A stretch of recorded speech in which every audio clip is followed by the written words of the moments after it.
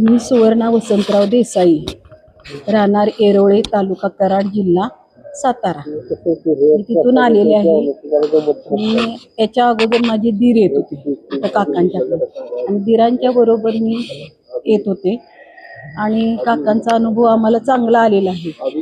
आणि आमच्या पाहुण्यांनाही काकांनी जे जे मार्गदर्शन केलं त्यामध्ये जे पाहुणे आमच्या अगदी गरिबीत होते, दरिद्रीत होते, ते अगदी उच्च भ्रूश्रीमंत झाले.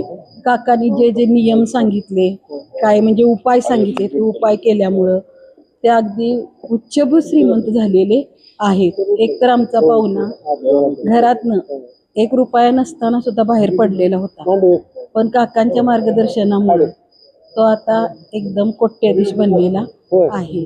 आणि आम्हाला पण काकांच्याकडे जसं येतोय तसं चांगला अनुभव आलेला आहे.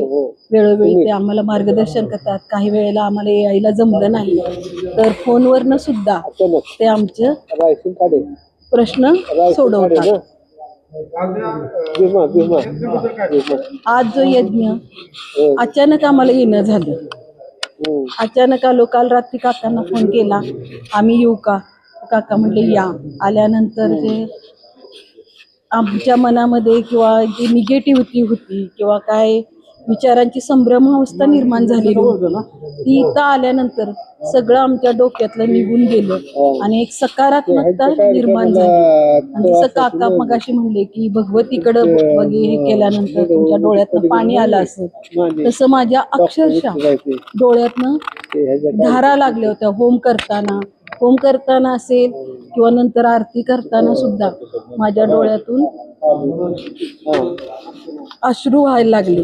म्हणजे ती माझी निगेटिव्हिटी काय असेल ती निघून गेली आणि सगळं डोक्यातलं निघून गेलं, सकारात्मकता निर्माण झाली.